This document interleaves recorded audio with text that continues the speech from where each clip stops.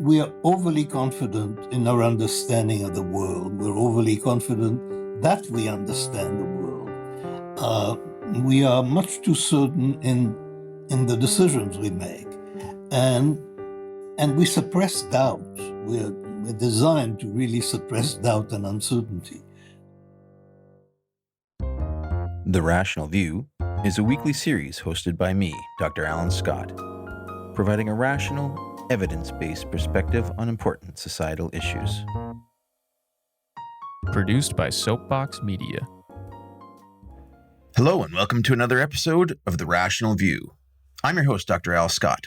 In this episode, I have the honor to interview a Nobel Laureate who has devoted his life to understanding the way we think.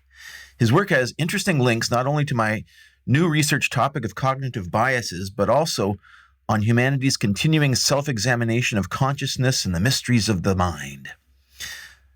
Please press like on your podcast app if you enjoy what you're hearing, and feel free to share it with your friends. And come chat with us on our Facebook group, The Rational View. Berkeley-trained psychologist Dr. Daniel Kahneman was co-recipient of the Nobel Prize for Economics in 2002 for his integration of psychological research into economic science. His pioneering work examined human judgment and decision-making under uncertainty.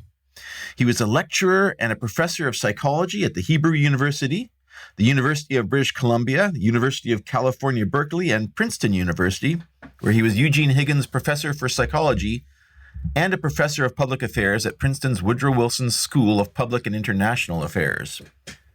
Kahneman's groundbreaking Nobel research showed that people's inferences of future probabilities are not strictly rational, but show various biases. In 2011, he received the Talcott Parsons Prize from the Academy of Arts and Sciences, and also that year he published the best-selling book, Thinking Fast and Slow, which highlights two different ways in which people make decisions. His books include Noise, A Flaw in Human Judgment, and in 2013, he was awarded the U.S. Presidential Medal of Freedom. Dr. Kahneman, welcome to The Rational View. Glad to be here. Now, your work gained fame in showing that people were not rational actors. One of my motivations in starting this Rational View podcast is to mitigate the impacts of this problem that you've highlighted on society. Your research in this area, I think, is summarized in your book, Thinking Fast and Slow. What was the prevailing thinking before your work came on the mainstream as to how people made decisions? Well, I mean, there were several lines of thinking. In psychology, the idea that people are fully rational never took hold. And the source of mistakes, of the mistake that people made, viewed as motivational or emotional. In economics, there was a model of rational economic agents, which was, in a sense, very extreme because the model is really a logic of decision-making, and being rational, according to that theory, means obeying the logic of probability and choice. And what is really important is rationality is a non-starter in rationality in that very narrow sense that it is defined in economics. And it's a non-starter because it demands all your beliefs to be and your preferences to be internally consistent. So it's not logical consistency that if I tell you A and B, that A implies B and A is the case, then B is the case. It's without any premises. When you examine beliefs one at a time, you will find that the whole network of beliefs and preferences is consistent. This is absurd as a psychological hypothesis. So the idea that people are not rational in the very strict sense of economic, decision theoretic rationality, that is not even news. That is totally obvious.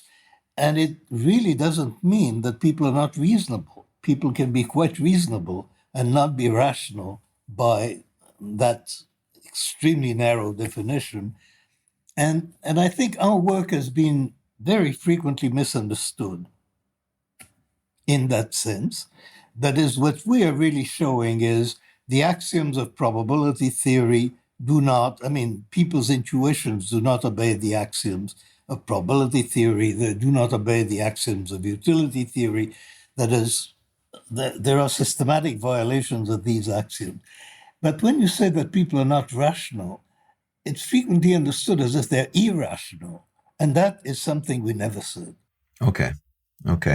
That's good. So in your book, you outline two different modes of thinking, a fast and a slow mode of thinking. Could you maybe present the basic thesis of your work and tell us how you came to the conclusion that this is how we think? Well, the distinction between two modes of thinking is not mine. I borrowed it and I elaborated on it. It's a familiar one in psychology. And the basic idea is that some thoughts just happen to you, and other thoughts you've got to produce. So if I say 2 plus 2, something happens to you. You get the number 4. You didn't work to produce it. It just occurred. In fact, you couldn't prevent it. It occurred automatically.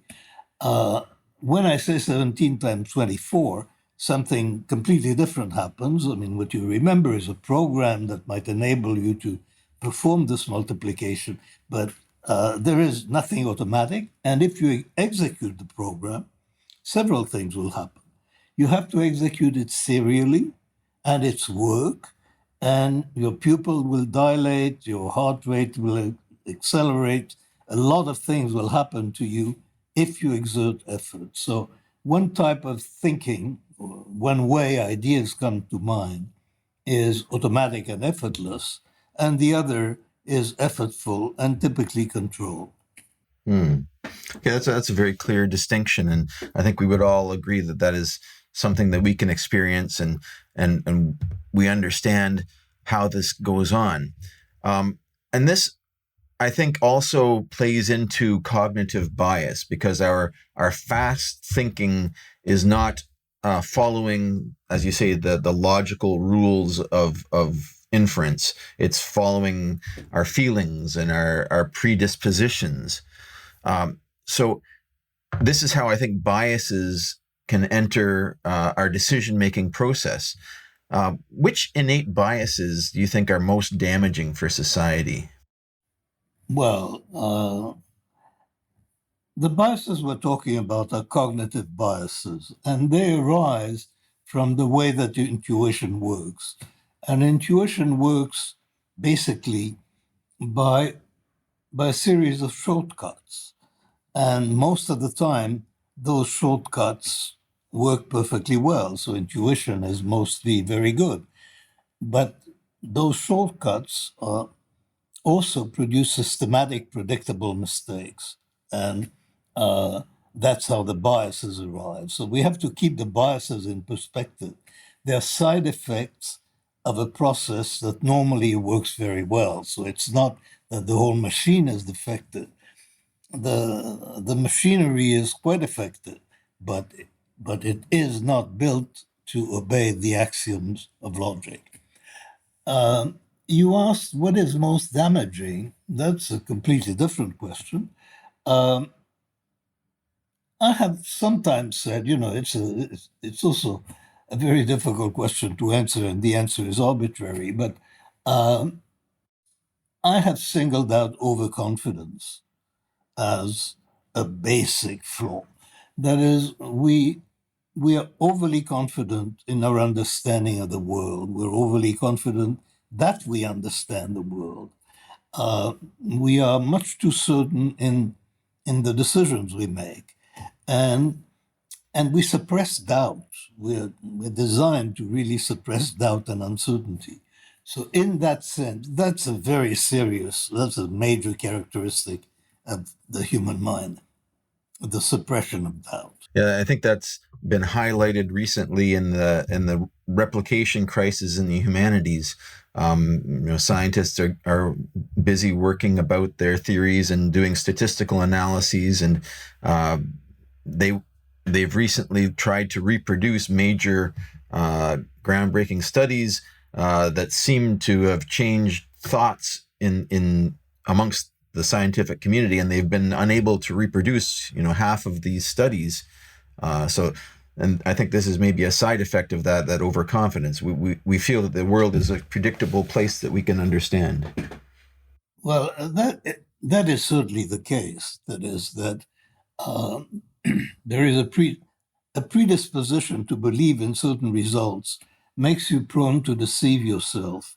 And mostly the replication crisis, it involves statistical shortcuts that people honestly believed in, and it involves a fair amount of self-deception.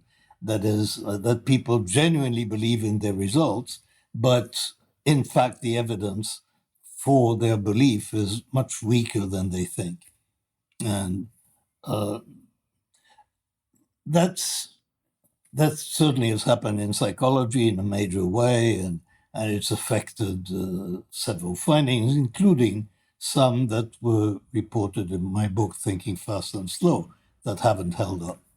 Interesting. I know I was looking at a recent publication analyzing the publications of significant statistical effects in a particular journal, and it looked like just the distribution of results was like a bell curve with the center cut out. Basically, nobody's publishing null results, but you could see that the entire thing looks like a null result.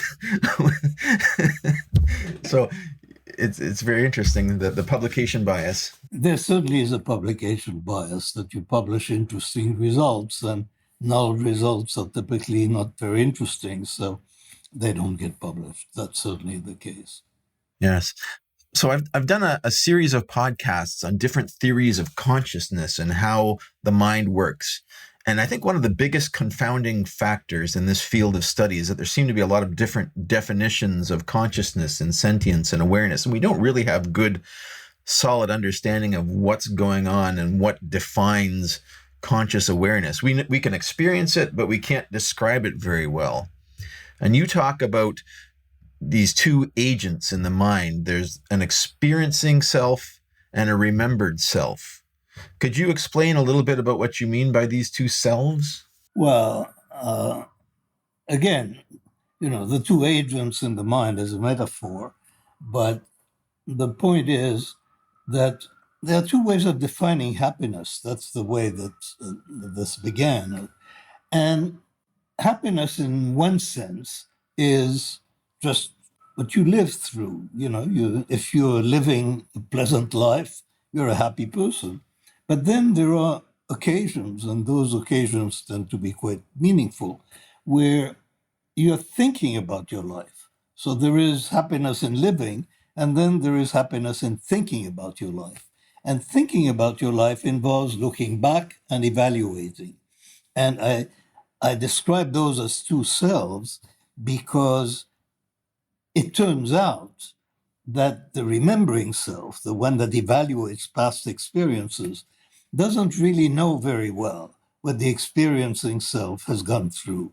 That is, our knowledge of our own past and our ability to evaluate past experiences is limited in highly systematic ways. And that's what gave rise to that distinction. Yes, I think you said in your book that each moment of the experiencing self lasts about 3 seconds, most of them vanishing without a trace. And what gets remembered by the remembering self are changes in the story, significant, intense moments in the story, and the ending. And that's an interesting observation, that this difference in how we experience or how we feel about an experience. There's two completely different perspectives. Well, yeah, you can follow experience in real time and see, happiness or misery in real time. And then you can look at what people remember and evaluate, and those are indeed quite different. Basically, our memories and the way that we reconstruct the past, they're stories. They're best understood as stories. And stories are connected events, causally related. But one element that is fairly arbitrary in a story is time. That is, a story is really very compressed in time. And you can say things, or they lived happily ever after, or 10 years passed. But those 10 years that passed were 10 years of living, which in the story you completely discard. So the story perspective, that's the remembering and evaluating self. And the other perspective is what we do as we experience life. What makes the distinction important, I think, is that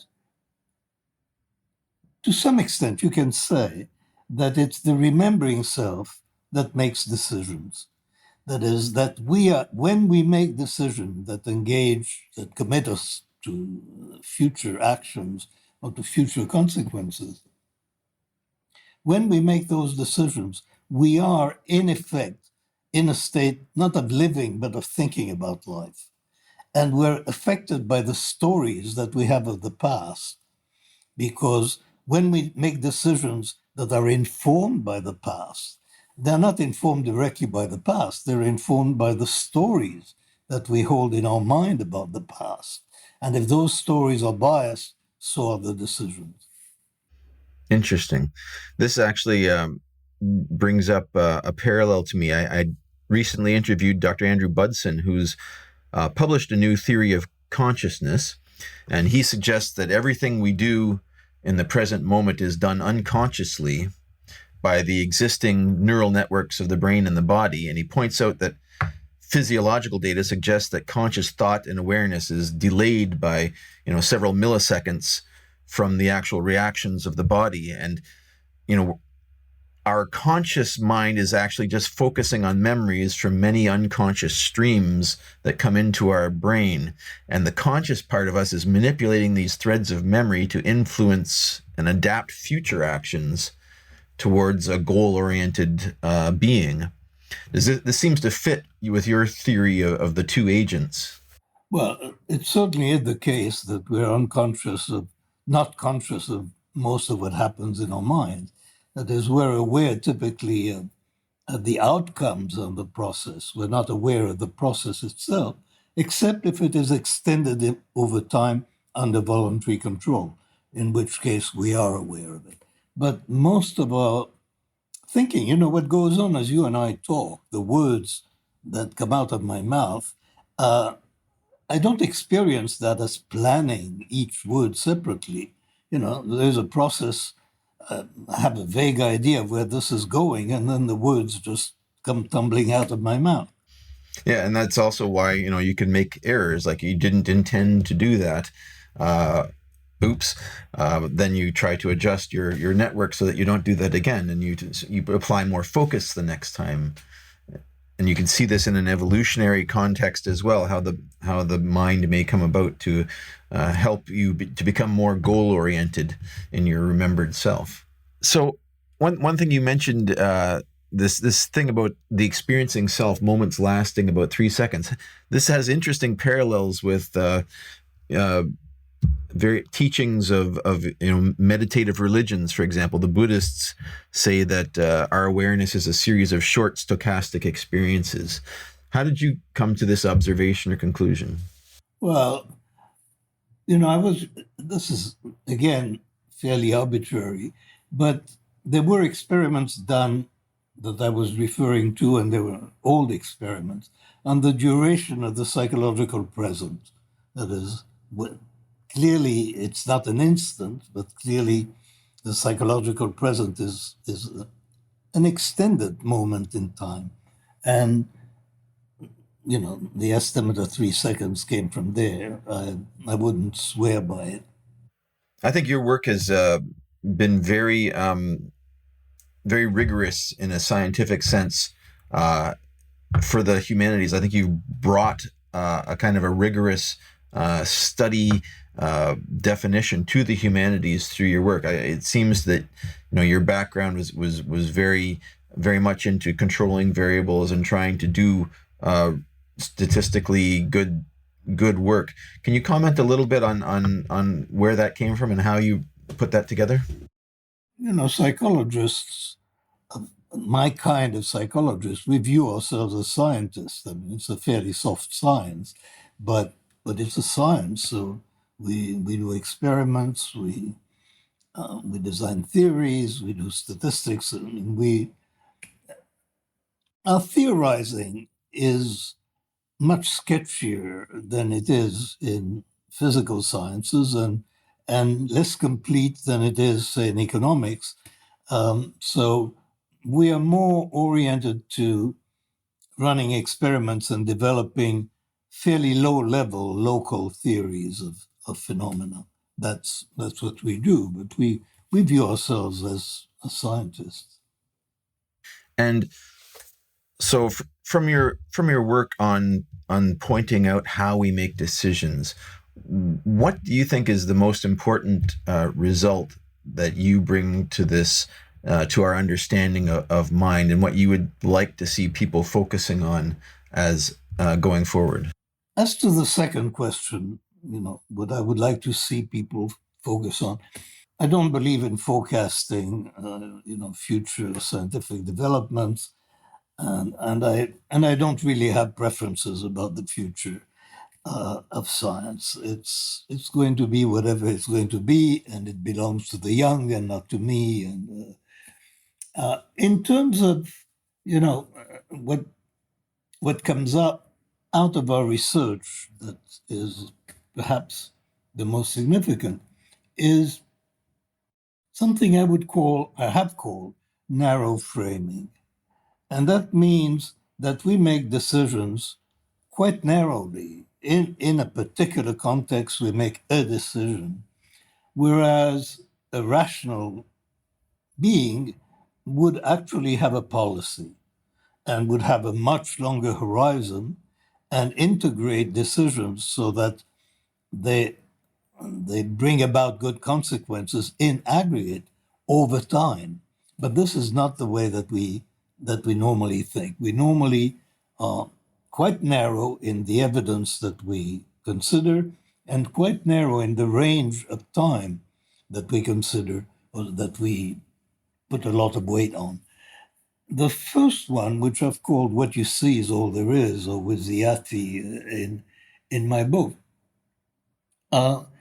is really that what we don't see, to a first approximation, doesn't exist. That is, we make our judgments and to a large extent our decisions on the basis of what is visible or at the top of our mind.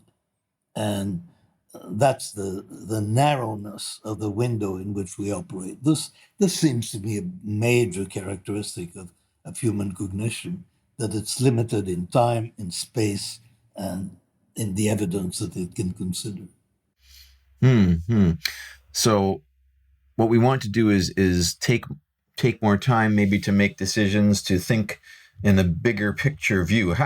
Now, obviously, this is something that people aren't doing because of the fact that we're intuitive creatures in our reactions. Is there anything that people can do to be more thoughtful about their decision making and to not make these mistakes more often? I think, there is one general piece of advice here. You cannot live by slow thinking. You cannot substitute reasoning for intuition. It would be completely ineffective. We would be effectively paralyzed. But there are decisions that we make or judgments that we make that are truly significant. And when they are significant and the stakes are high, then slowing down is a good idea. Slowing down, collecting evidence, getting advice. That's the best advice that we can give. Now, it's not very deep advice. My grandmother would have given the same advice, but when all is said and done, that is roughly the limit of what we can hope that people will do. that when it's necessary to control their intuition, that they will recognize that this is the time at which this is necessary, and that they will have the tools to operate effectively in that different mode. Yeah, I think society could use a little more rationality. So that's been my goal to help people to slow down and address some of the biases. So I'm going to be working towards maybe discussing more cognitive biases in future episodes. So I'm going to try to dig in a little bit and outline one or two of these things perhaps for my listeners. So I really appreciate your insights into your work, and I'm very honored that you took the time to chat with us today. Any last words you'd like to give of advice?